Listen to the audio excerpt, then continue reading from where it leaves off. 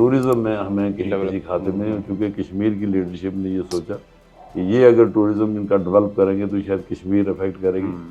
तो इस नज़रिए के साथ, एक बदनीति के साथ हमारे साथ भेदभाव किया गया, ज्यादती की गई। Home minister of India Amit Shah ji ने एक बड़ा ऐलान किया कि हम इस जो खासकर मेरी कॉन्स्टिट्यूंसी का एरिया है, ये 7 जिले हैं, इसमें उन्होंने कहा कि एक नए शहर बसाएंगे, हम टूरिज्म को इतना बढ़ावा इसमें देंगे कि पहलगाम से भी बढ़ के वहाँ फैसिलिटीज प्रोवाइड करेंगे डेली वेजेस से। बड़ा इशू है, जो बड़े लोग इसमें इन्वॉल्व हैं, तो उनकी हमारी कमिटमेंट है कि हमारी गवर्नमेंट बनने के साथ ही पहली दूसरी कैबिनेट मीटिंग में इंशाअल्लाह ये इशू भी रिजॉल्व होगा। तो हमारे प्राइम मिनिस्टर ने कहा था कि हम बैकवर्ड मुस्लिम जो हैं उनको अपलिफ्ट करने के लिए सारे काम करेंगे, और हमारी पार्टी की भी डायरेक्शन को अप्रोच करो। लकीली हम राजौरी पूंछ के जितने भी मुस्लिम्स हैं, पहले गुजर बकवाल थे, अब पहाड़ी तबके के भी सारे हो गए, हम सारे एसटी में आ गए। ST mean we are all backward, so on that account also we deserve special treatment from the government of India and BJP party. तो उसमें भी हमें फ़ायदा ही फ़ायदा है, जो अपलिफ्ट होगी उसमें हमारा शेयर होगा। नमस्कार, जे&के जंक्शन की टीम लगातार अलग अलग जगहों पर जा रही है, लोगों से भी बातचीत की जा रही है और नुमाइंदे जो हैं उनसे भी बातचीत की जा रही है कि क्या विजन, क्या फोकस लेकर जो है वो आगे लोगों का काम जो है वो करने वाले हैं। और इस वक्त जम्मू कश्मीर की अगर बात की जाए तो 10 सालों के बाद ये चुनाव हो रहे हैं, लोग काफ़ी ज़्यादा उत्साहित हैं और वो चाहते हैं कि अच्छी सरकार जो है वो सामने आए, अच्छे कैंडिडेट चुन के आएँ जो उनकी जो प्रॉब्लम्स हैं, जो दिक्कतें हैं वो दूर कर सके। तो आज हम राजौरी में हैं और राजौरी डिस्ट्रिक्ट के जो थाना मंडी कॉन्स्टिट्यूंसी है उनके वहाँ से जो बीजेपी के कैंडिडेट हैं मोहम्मद इकबाल मलिक जी, आज उनके साथ हमारी बातचीत हो रही है। सर बहुत बहुत स्वागत है हमारे चैनल में। शुक्रिया आपका जो आप यहाँ आए हमारे। सर 10 साल के बाद इलेक्शन हो रहे हैं जम्मू कश्मीर में, ऑब्वियसली लोग भी चाहते थे कि लोकल गवर्नमेंट चुननी आनी चाहिए यहाँ पर, और अब आप भी बहुत ज़ोर ज़ोर से लोगों में जा रहे हैं, तो किस तरह का उत्साह जो है वो लोगों में अभी आप देख रहे हैं? देखिए, हमारा मुल्क जो है वो जमहूरी मुल्क है और दुनिया की सबसे बड़ी जमहूरियत है। लोगों का माइंडसेट भी यही है कि भाई वो जमहूरियत चाहते हैं और वो चाहते हैं कि उनके नुमाइंदे, जो चुने हुए नुमाइंदे वो हों और उनसे वो काम करवाएं। कभी उन पर गुस्सा भी करते हैं, उनसे बात भी करते हैं, अप्रोच भी करते हैं। और पिछले 10 साल से चूँकि यहाँ शासन जो है गवर्नर रूल रहा, अभी एलजी के एडमिनिस्ट्रेशन है, तो ये जितनी भी अच्छी एडमिनिस्ट्रेशन हो, फिर ये ब्यूरोक्रेटिक सेटअप जो है ये लोगों को पसंद नहीं आता, क्योंकि लोग इनको मिल नहीं सकते, अप्रोचेबल ये नहीं होते। ब्यूरोक्रेट्स का अपना वो स्टाइल होता है, they are not accountable to the people. तो ज़्यादा अब बड़ी खुशी है लोगों में कि एक बार फिर वो अपने नुमाइंदे चुनकर उनसे वो बात कर रहे हैं। अभी अगर हम बात करें यहाँ के आपके अवाम की, आप लोगों की, आप लगातार लोगों में जा रहे हैं, उनसे रब्ता कर रहे हैं, बातचीत चल रही है, काफ़ी ज़्यादा दिक्कतें लोगों को रहती है, तो क्या दिक्कतें आप देख रहे हैं लोगों में इस वक्त जो फेस कर रहे थे या काफ़ी समय से वो फेस कर रहे थे, आपको दूर करने वाले आने वाले? एक तो डेवलपमेंट साइड पर काफ़ी कमियां हैं अभी, काफ़ी और डेवलपमेंट की ज़रूरत है। अनएम्प्लॉयमेंट काफ़ी है, नौजवान जो है बेकार है और ज़्यादा बेचैनी उस वजह से भी है कि इस रीजन में कोई कारखाना, फैक्ट्री, कोई इस किस्म का सेटअप है नहीं, तो इसलिए गवर्नमेंट जॉब अब ज़्यादा अवेलेबल नहीं है और प्राइवेट सेक्टर कोई यहाँ इतना है नहीं, तो इसकी वजह से बेकारी है। हमारे ज़्यादातर लोग ये गल्फ़ कंट्रीज़ में जाते हैं अपनी रोज़गार के लिए, और वो उसमें काफ़ी लोगों को दिक्कतें भी आती हैं, लोगों से धोखे भी होते हैं, काफ़ी ज़्यादातर नौजवान हमारे लूटे भी गए हैं, क्योंकि फेक किस्म के वो लोग वीज़े बनवाने वाले होते हैं। वो कहते हैं कि जॉब का वीज़ा देते हैं तो निकलता है वो टूरिस्ट वीज़ा, तो इसकी वजह से लोगों को दिक्कतें हैं। और मैं समझता हूँ कि हमारी गवर्नमेंट, पहले एक दफ़ा हुआ था यहाँ कि आवासीय कॉरपोरेशन अगर वो बनाए तो गवर्नमेंट उसकी ग्रांटर है, तो वो एक अच्छे लोगों को उसको जो है वो गल्फ़ कंट्री या दूसरे कंट्री में जहाँ जहाँ भी एम्प्लॉयमेंट की नहीं हो, वहाँ अगर गवर्नमेंट अपने थ्रू इन लोगों को वहाँ भेजे तो एक तो हमें फॉरेन एक्सचेंज आएगा और दूसरा लोगों की रोज़ी रोटी का मसला बनेगा, और वो भी एक अच्छा तरीका है कि सेफ लोगों के लिए जो धोखा है जो उनसे लूट खसुट की जाती है उससे को बच जाता है। एक बेसिक चीज़ें भी हमारे यहाँ पर होती है। सबसे पहले तो यही रहता है कि रोड, पानी, बिजली, ये तो लोगों को चाहिए होता है। मैंने ये भी सुना आपने यहाँ पर अपने इलाके के लोगों के लिए डिग्री कॉलेज आप लेकर आए हैं, तहसील आपने यहाँ पर बनाई है, और उसको लेकर क्या है डेवलपमेंट को लेकर, क्योंकि हेल्थ फैसिलिटीज़ भी अपने लोगों देखिए को ऐसा चाहिए। है कि मैं basically I am a bureaucrat, right. Retired bureaucrat, और मैंने गवर्नमेंट सर्विस की है। एक अच्छा कैडर स्टेटस होता है, स्पेशल सेक्रेटरी के रैंक से मैं रिटायर हुआ हूँ। और रिटायरमेंट के बाद जब मैं आया 2004 में मैं रिटायर हुआ, तो उसके बाद वहाँ मेरे इलाके के लोगों ने, वहाँ हमें एक हमारे सादिक मलिक लीडर हुआ करते थे, तो उनकी डेथ हो गई। तो उसके बाद लोगों ने मुझे यूनानिमसली इदराल के लोगों ने चुना कि भाई ये हमें आप आइंदा के लिए सियासत में डील करेंगे। हालांकि उस वक्त अभी मेरी नौकरी थी 2-3 साल। तो उसके बाद फिर मैं नौकरी रिज़ाइन करने के बाद मैंने पार्टी ज्वाइन की। उसके बाद 1-2 इलेक्शन भी लड़े। इलेक्शन तो मैं जीत नहीं पाया। पहला इलेक्शन तो मैंने इंडिपेंडेंट लड़ा था और 15,000 वोट लिए थे, जीतने वाले ने 17,000 लिए थे। दूसरा कांग्रेस के मैंडेट पर लड़ा था और उसमें 20,000 वोट लिए थे, जीतने वाले ने 23 लिए थे। तो इस तरह दूसरे नंबर पर ही आता रहा। और लेकिन मैं हारता रहा, लेकिन मैंने अपने लोगों को नहीं हारने दिया।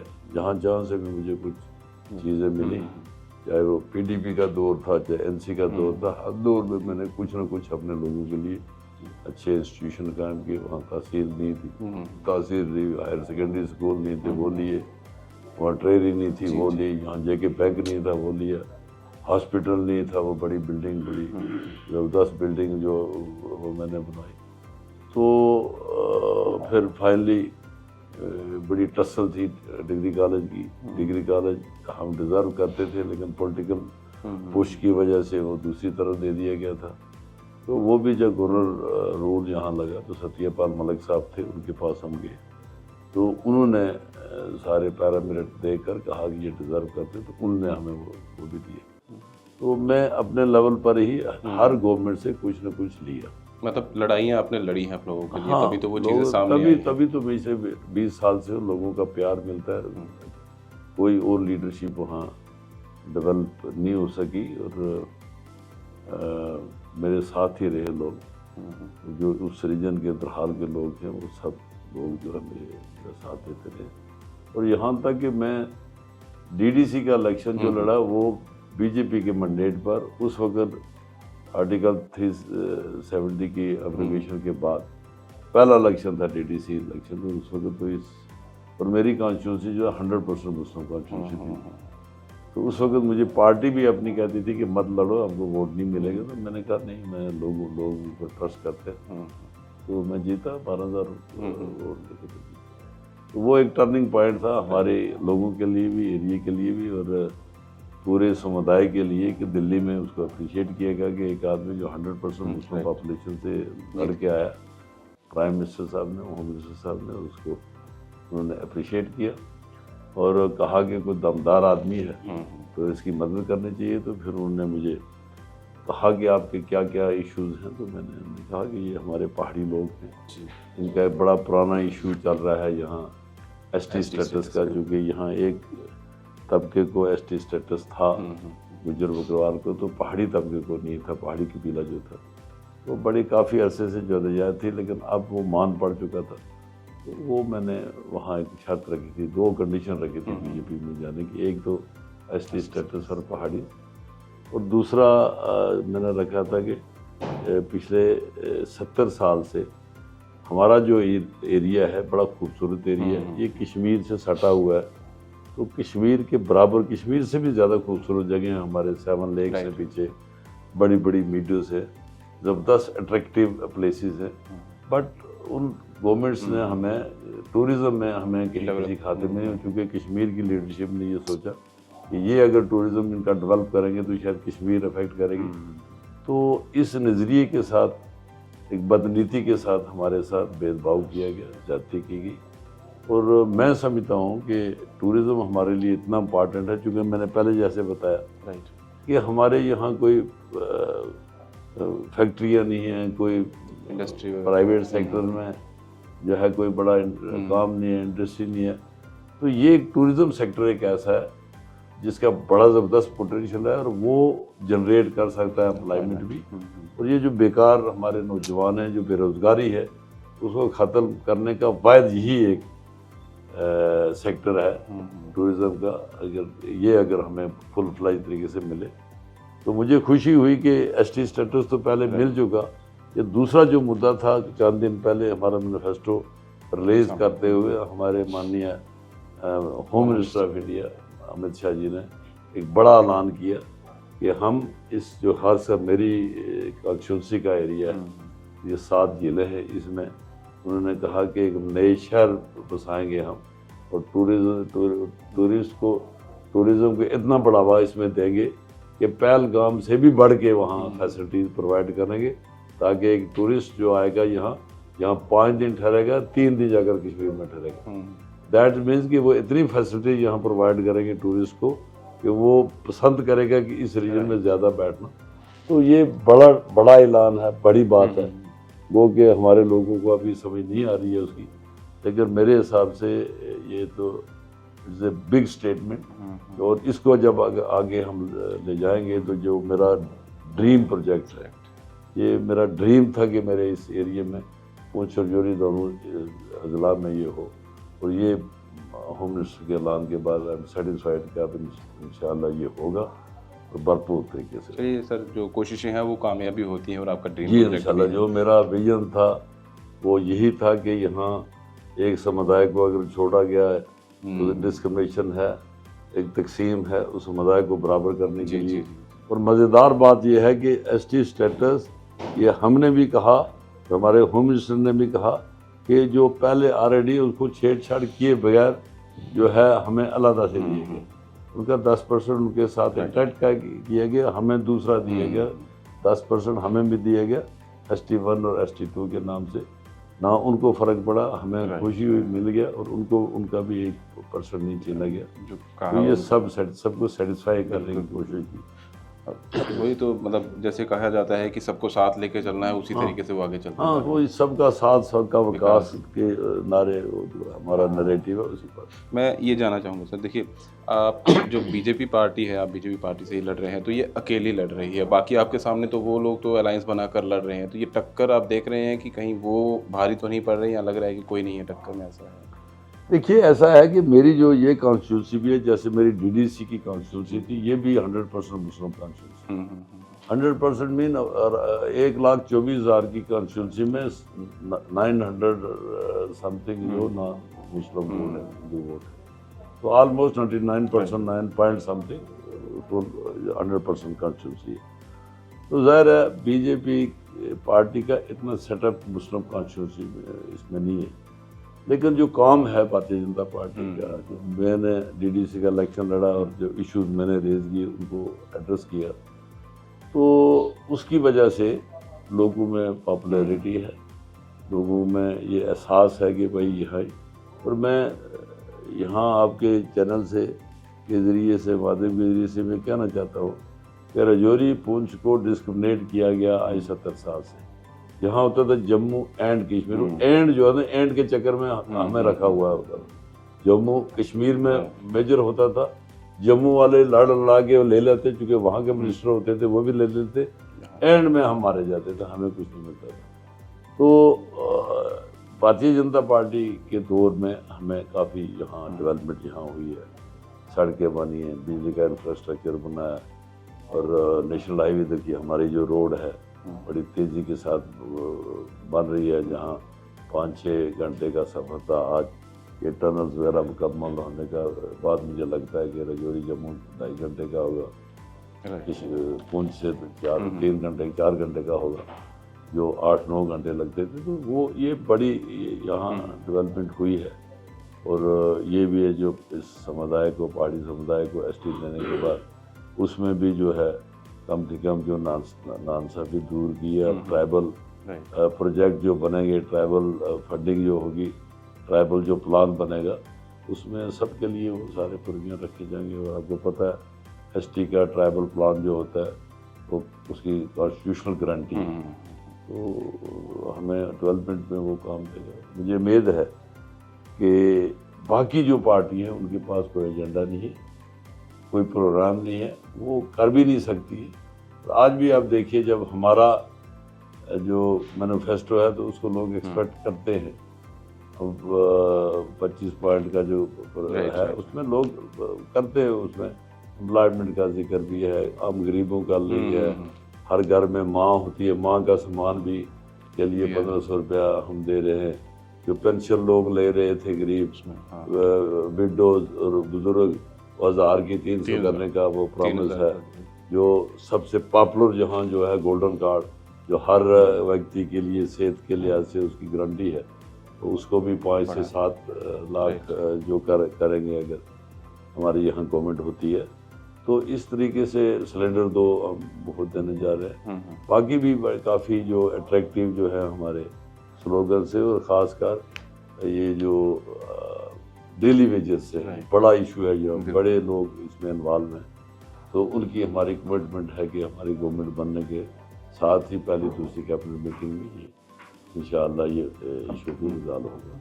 तो ये पब्लिक फ्रेंडली बात है। अब एनसी का आप देख लीजिए, एनसी क्या कहती है। उसका फर्स्ट पॉइंट है, हमारे यहाँ जो इंडिपेंडेंट कैंडिडेट कंटेस्ट कर रहे हैं वो एनसी का मैंडेट मांग रहे थे, वो नहीं मिला, वो अब इंडिपेंडेंट लड़ रहे हैं। तो he was the member of, वो जो मैनिफेस्टो कमेटी के वो मेंबर थे। हमने बड़ी खुशियाँ मनाई कि जी हमारे रजौरी पुंछ का बंदा नेशनल कॉन्फ्रेंस का मैनिफेस्टो कमेटी का बना। लेकिन उनके मैनिफेस्टो में फर्स्ट जो चीज़ आती है वो ये आती है कि जो रिजर्वेशन दी गई है इसको हम रिव्यू करें। अब उनका ये पहाड़ियों की जो रिजर्वेशन है, ये अगर ज़्यादा होगी इनको कम करेंगे या ख़त्म करेंगे, क्योंकि उससे ओवरऑल जो है जनरल कैटेगरी का बैलेंस हो गया। तो वो हमारा पहाड़ी लीडर था, उसके साइन है वहाँ। अब वो इलेक्शन आ रहा है। अब लोगों को ये मालूम होना चाहिए कि इनके इरादे क्या है, एम्स क्या है, क्या वो चाहते हैं। हमारे पहाड़ी लोगों के जो बेसिक राइट्स हैं उसके खिलाफ वो काम कर रहे हैं।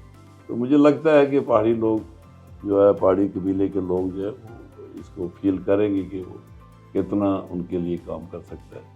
उसके अगेंस्ट हमने काम किया, बड़ा मुद्दा जो है उनका रिजॉल्व किया, और उससे लगता है कि मैं तो समझता हूँ कि पहाड़ी कबीले के वोटर्स पर मेरा राइट फर्स्ट बनता है। इसलिए कि हमने एक तो उनको एसटी दिलवाया, और एसटी दिलवाने के साथ जो पॉलिटिक्स से हम बाहर हो गए थे। जो ये 5 कॉन्स्टिट्यूंसी जिन पर हम लड़ रहे हैं ये एसटी के लिए रिजर्व थी। अगर हमें एसटी नहीं मिलता तो हम बाहर थे। और जो मेरे ओपोनेंट जो कांग्रेस के कैंडिडेट है या इंडिपेंडेंट लड़ रहे, वो भी पहाड़ी कबीले से तल्लक थे, तो वो भी नहीं लड़ सकते। उनको लड़ने के एल हमने बनाया, हमारी पार्टी ने बनाया, मेरी ज़रिए से बनाया। और जो आम पहाड़ी कबीले के लोग हैं उनको चॉइस हमने दिया कि एक वाइडर चॉइस दिया ताकि वो अपनी चॉइस का कैंडिडेट चुने। तो ये इतना करने के बाद उन लोगों का तो कोई हक नहीं बनता। राइट तो वो मेरा है, पहाड़ी कम से कम पहाड़ी कबीले के वोटर्स पर मेरा राइट है, और वो वोट मुझे मिलना चाहिए। मैं अपना क्लेम उनके पास रखा है, वो कहते हैं, वाकई कहते हैं कि भाई आपका हक है। तो मैं इसलिए ये अपना हक जताता हूँ, और दूसरा कोई ये क्लेम नहीं कर सकता। क्योंकि उस वक्त जो इनमें से जो इंडिपेंडेंट हमारे कैंडिडेट लड़ रहे हैं, उन्होंने एक बड़े जम्मू यूनिवर्सिटी में एक बड़ा हमारा प्रोग्राम था पहाड़ी लोगों का, बड़े लीडर उसमें शामिल थे। उन्होंने वहाँ ऐलान किया था कि अगर एसटी आपको मिल जाता है हमें, तो कोई भी लीडर पहाड़ी तबके से कबीले से कोई लीडर इलेक्शन नहीं लड़ेगा। जो भी बीजेपी कैंडिडेट रखेगी उसको हम अपनी पार्टी में रहकर उसको सपोर्ट करेंगे। लेकिन अब जब हुआ तो वो सारे आ गए, तो लोग जानते हैं, लोगों को पता है, लोग जानते हैं कि इनकी कमिटमेंट थी। तो मुझे लगता है कि लोग उनके साथ ऐसा ही सलूक करेंगे और भरपूर जवाब देंगे, और इबरतनाक उनका वो अंजाम होगा, क्योंकि ये लोगों के साथ धोखा है। ऑब्वियसली, और डेवलपमेंट पे ही लोगों को हमेशा वोट भी देना चाहिए जो चीज़ें हो रही हैं, और शायद वही चीज़ें होंगी तो तभी सरकार उसी तरीके की बनेगी। और अगर एजेंडे पे चलेंगे तो मैं एजेंडे पर ही, क्योंकि आपने एजेंडे की भी एक बात कही, तो एजेंडा ये भी है कि जो अपोजिशन है अटैक वो यही करती है, क्योंकि उनका यही कहना होता है हमेशा, नैरेटिव वो ये पास करते हैं कि जो बीजेपी पार्टी है वो मुस्लिमों को साथ लेकर नहीं चलती है, उनके काम नहीं करती है।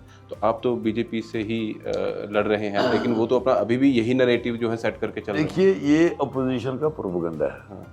हमारी पार्टी का, बीजेपी का, हमने बीच में जाके देखा, उनका होता है कि नैरेटिव है और हमारे नरेंद्र भाई मोदी का नारा है सबका साथ, सबका विकास, सबका विश्वास। मैंने और हम सब ने ये चेक किया है, टेस्ट किया है कि ये नारा ठीक भी है या बिल्कुल। जब ज़मीनी सतह पर हम देखते हैं कि जितनी गवर्नमेंट ऑफ इंडिया की स्कीमें हैं, खासकर भारतीय जनता पार्टी की गवर्नमेंट ने जो स्कीमें दी हैं, उसमें हमें कोई एक ऐसा भी स्कीम नज़र नहीं आई जिसमें कहीं डिस्क्रिमिनेशन हो। अगर गोल्डन कार्ड बन रहा है तो सबके लिए बन रहा है, हिंदू मुस्लिम सिख ईसाई सबके लिए। फ्री राशन दे रहे हैं तो 80 करोड़ आवाम को दे रहे हैं, उसमें सब कम्युनिटीज़ के लोग हैं। फ्री मकान पक्के बनाकर दे रहे हैं तो सबको दे रहे हैं, पेंशन दे रहे हैं तो सबको दे रहे हैं। तो वो काम ना करने वाली कोई बात नहीं, ये सबके लिए। ये हमने ज़मीनी सतह पर देखा। मैंने चैलेंज किया था कि कोई अगर मुझे बता दे कि कहीं इसमें डिस्क्रिमिनेशन है तो मैं पहला आदमी होगा, मैं पार्टी छोड़ के चला जाऊँगा। लेकिन ये गलत जो प्रोपेगेंडा है, ये गलत। दूसरी बात वो ये है कि हम जो है हमारे प्राइम मिनिस्टर ने कहा था कि हम बैकवर्ड मुस्लिम जो हैं उनको अपलिफ्ट करने के लिए सारे काम करेंगे और हमारी पार्टी की भी डायरेक्शन को अप्रोच करो। लकीली हम राजौरी पूंछ के जितने भी मुस्लिम्स हैं, पहले गुजर बकवाल थे, अब पहाड़ी तबके के भी सारे हो गए, हम सारे एसटी में आ गए। ST mean we are all backward. So on that account also we deserve special treatment from the government of India and BJP party. तो उसमें भी हमें फ़ायदा ही फ़ायदा है, जो अपलिफ्ट होगी उसमें हमारा शेयर होगा। तो मुझे लगता है कि ये फेक नैरेटिव बिल्ट होते हैं। यहाँ मेरा ये मैं अपने रीजन की बात करूँ, राजौरी पूंछ जो पिछड़ा हुआ इलाका है, राजौरी पूंछ की अगर कोई डेवलपमेंट कर सकता है तो वो भारतीय जनता पार्टी की गवर्नमेंट कर सकती है। उसके बगैर हमारा कोई भी डेवलपमेंट नहीं कर सकता, क्योंकि बाकी सबके अपने अपने इंटरेस्ट हैं। तो भारतीय जनता पार्टी चूँकि सबका विकास का साथ चाहती है, इस रीजन को भी साथ चलाना चाहती है, ये पिछड़ा हुआ रीजन है। तो ये इसमें इस वक्त मैं यकीन दिलाता हूँ आपको कि अगर अगले 5 साल में मौका मिलता है तो ये हमारा राजौरी पूंछ का रीजन 5 साल के बाद बदला हुआ नजर आएगा पूरे तरीके से। एक जो बुलंदियाँ होती है ना इसकी तामीर और तरक्की की, उस पर गया होगा। कोई किसी किस्म की कोई कमी नहीं रहेगी। ये मेरा आश्वासन है और मुझे पता है कि भारतीय जनता पार्टी जो ठान लेती है, जो कह देती है, वो करती है, चाहे उसके लिए कुछ भी करनी है करनी है। ये तो ऑब्वियसली। और फिर हमारे माननीय होम मिनिस्टर अमित शाह की ज़बान से निकला हुआ लफ्ज़ पत्थर पर रखी होती है। तो उसने जब कहा है कि हम इसको टूरिज्म में इस लेवल पर ले जाएंगे और वो करेंगे इसको, तो लिहाजा ये दूसरी पार्टियां जो है उनके पास कोई एजेंडा ही नहीं है। अब वो कहते हैं 370 वापस लग गया, मुझे बताइए 370 वापस आ सकता है? अगर इतनी हिम्मत है उनमें, पीडीपी और कांग्रेस ही कहती है ना, सॉरी पीडीपी और एनसी कहती है, जरा कांग्रेस भी स्टेटमेंट दे दे। ये ना कांग्रेस पर राहुल गांधी कह दे कि हाँ जी अगर हमारी गवर्नमेंट बनेगी तो हम 370 वापस करेंगे, ठीक है, फिर हम मान लेते हैं कि फिर उम्मीद है कि कभी न कभी। तो एनसी और पीडीपी की क्या औकात है कि वो इतना बड़ा दावा करें, जहाँ पार्लियामेंट में उनके 1 या 2 मेंबर होता है तो 543 की पार्टी, और अगली दफ़ा तो अब और ज़्यादा शायद पार्टी ये जो अगला नेक्स्ट 29 वाला होगा उसमें तो शायद 800 के करीब हमारे मेंबर होंगे। तो उसमें नेशनल कॉन्फ्रेंस और कांग्रेस की औकात क्या है कि वो इतने बड़े क्लेम कि ये बेवकूफ़ लोगों को बेवकूफ़ बनाने के, इस तरह के वादे करके सेंटिमेंटल बनाकर लोगों को तो वोट करती है, बात की परवाह नहीं करती।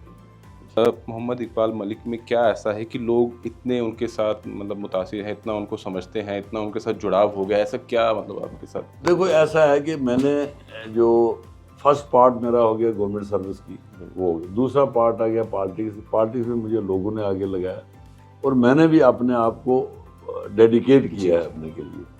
मैं ये पॉलिटिक्स है, ये इसको मैं एक सेवा के भाव से, जिसको कहते हैं खिदमत खलक हम उसको कहते हैं, उस नियत से मैं कर रहा हूँ। मैं एक पार्टी जो सियासत मेरी है इसको मैं इबादत के तौर पर करता हूँ। इसको मैं अपने रोज़गार के लिए नहीं करता, ये अपनी पर्सनैलिटी के लिए नहीं करता, ये अपने प्रमोशन के लिए करता। मैं इसको इसलिए कहता हूँ कि हमारा जो मानना है, हम मुस्लिम जो लोग हैं वो ये हमारा ये मानना है कि ये जो दुनिया है ये आर्जी है, इसके बाद जो आने वाली दुनिया है वो परमानेंट है। तो उसके लिए हमें जुगाड़ करना है इस दुनिया में। तो मैं समझता हूँ कि अगर हमने कोई बड़े बुरे काम भी किए होंगे, कुछ किए होंगे, तो ये जो अगर इबादत समझ के सियासत करेंगे, बेसहारों का सहारा बनेंगे, गरीबों के उनका मदद करेंगे और आम लोगों की जब खिदमत हम करेंगे तो हो सकता है कि अल्लाह ताला हमें इसी में हमारी बख्शिश कर दे। मैं उस नज़रिए से करता हूँ। तो इसलिए लोग भी ये समझते हैं कि ये ईमानदारी से कर रहा है, कि कोई एक पैसे की कभी करप्शन नहीं की, कभी 10 रुपये का गाड़ी में तेल नहीं डलवाया, कभी कोई किसी से चाय नहीं पी। तो वो समझते हैं कि ये बेलौस खिदमत करता है, इसलिए मुझसे वो लोग मोहब्बत भी करते हैं और फिर मैं काम भी जहाँ जहाँ ज़रूरत पड़ती है उनमें खड़ा रहता हूँ। सर, आपका आखिर में कोई मैसेज अपने लोगों के लिए, अपनी आवाम के लिए अगर आप कुछ देना? देखिए, मेरी आवाम के लिए इस आज का मैसेज यही है कि इस वक्त इलेक्शन है। मैं पहले एक लिमिटेड कॉन्स्टिट्यूंसी का था, उसमें मैं डीडीसी मेंबर बना। डीडीसी मेंबर हमारा जैसा बाकी इंडिया में ज़िला परिषद का मेंबर होता है, यहाँ उसको डिस्ट्रिक्ट डेवलपमेंट काउंसिल का मेंबर कहते हैं। तो वो एक छोटी कॉन्स्टिट्यूंसी होती है, तो उसमें मैंने काम किया। तो अपनी काबिलियत से या अपने विजन से प्रॉपर सही वक्त पर सही फैसले लेने से, शायद उस वक्त मैं बीजेपी में जाने का फैसला नहीं करता तो ये बड़े इशू हमारे रिजॉल्व नहीं होते।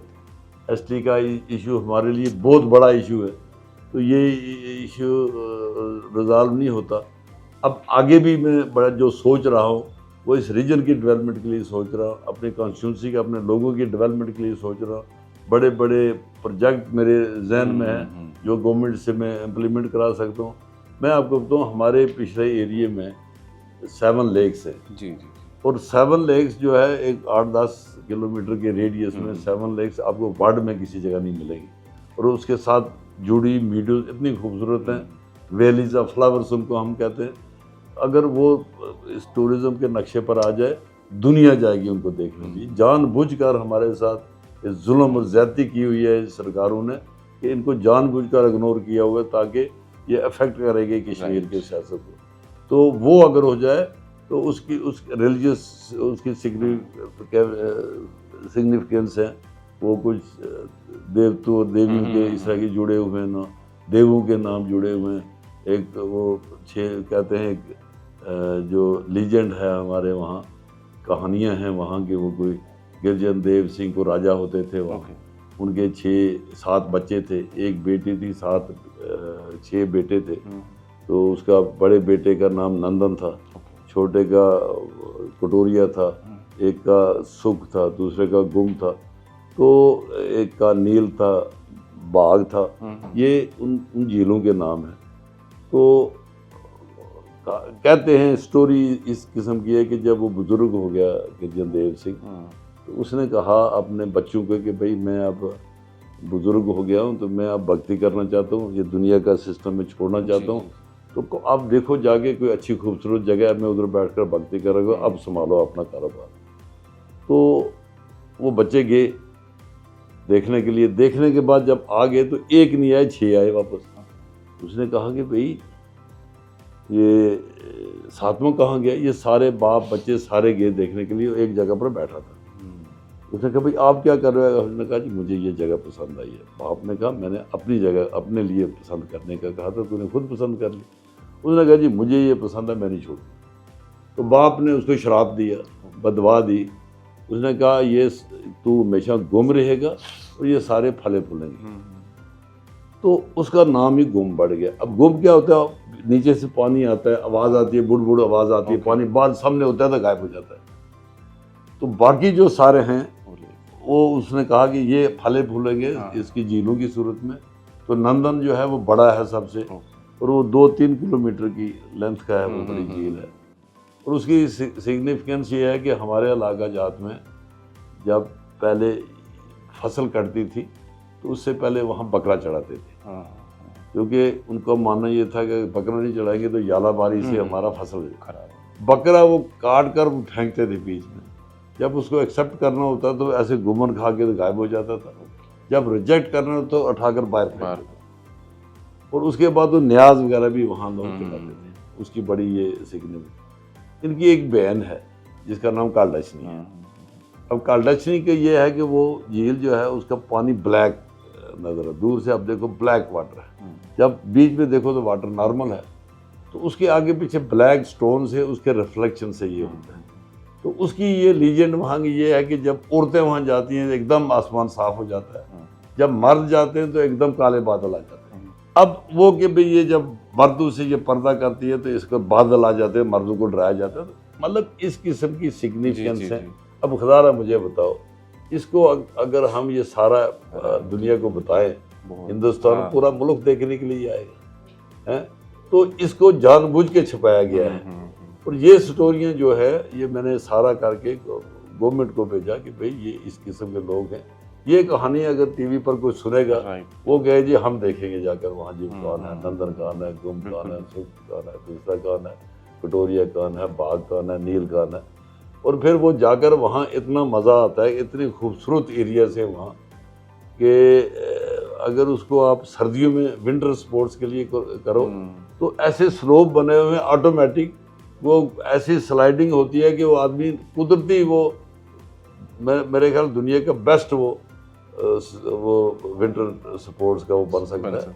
और हमने पिछली दफ़ा वो गए थे तो ये जो वो ये पहाड़ी चढ़ने वाले क्या कहते हैं उनको, ट्रैकर्स का हम ले गए थे वहाँ टूर, बहुत बड़ा। उसमें एक आर्मी के कर्नल थे, वो कहने लगे मैं पैराग्लाइडिंग जो है वो इनका इंचार्ज था आर्मी में, कहता है ये जो जगह है this is one of the best place for the paragliding पूरे कंट्री में, कि मैंने इसका इंचार्ज हर जगह थे।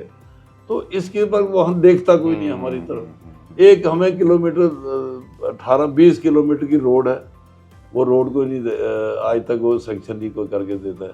अब पिछली दफ़ा जो प्राइम मिनिस्टर ने एक नई स्कीम लाई थी जहाँ रोडें नहीं जाती तो गुंडोलाज वहाँ जाओ, वो क्या पर्वत स्कीम है, उसमें 200 करोड़ का वो गंडोला उन्होंने सैंक्शन किया, बट उस पर अभी कोई काम नहीं होगा। तो ये जब ये सारी चीज़ें खुलेंगी, टूरिज्म अगर जिस तरह कमिटमेंट की है, ये स्टार्ट होगा जनाब, एक बूम आएगा। ये एम्प्लॉयमेंट के अनएम्प्लॉयमेंट नज़र नहीं आएगी। हमारे तमाम नौजवान ऐसे एंगेज हो जाएंगे उस सिस्टम में, कोई वो बनेगा, गाइड बन जाएगा, कोई अपना कारोबार करेगा, कोई टैक्सी खरीदेगा, कोई दुकान खरीदेगा, कोई होटल बनाएगा, कोई, वो सारे इस कदर एंगेज हो जाएंगे कि पिछले उन जगहों पर वो घोड़े सवारी पर घोड़े लेकर जाएंगे उधर, उस पर वहाँ जो हमारा लस्सी का गिलास और मक्की की रोटी 200 की बिकेगी, हमारी कलाड़ी जो बिलक ब्रेड होती है वो 100 रुपये की बिकेगी। आई मीन इतना इकोनॉमिक बूम आएगा उसमें अगर ये होगा। तो ये मेरा विजन है।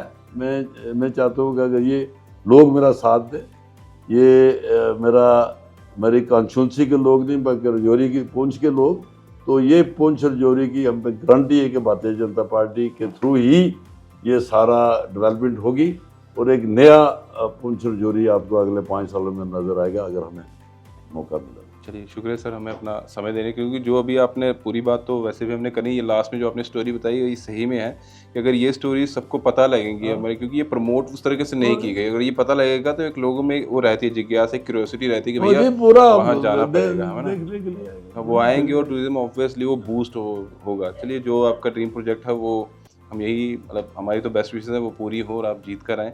बाकी आपके साथ जो हमारा इंटरव्यू था वो लोगों के सामने ही है, बातें आपके सामने हमने लाई हैं।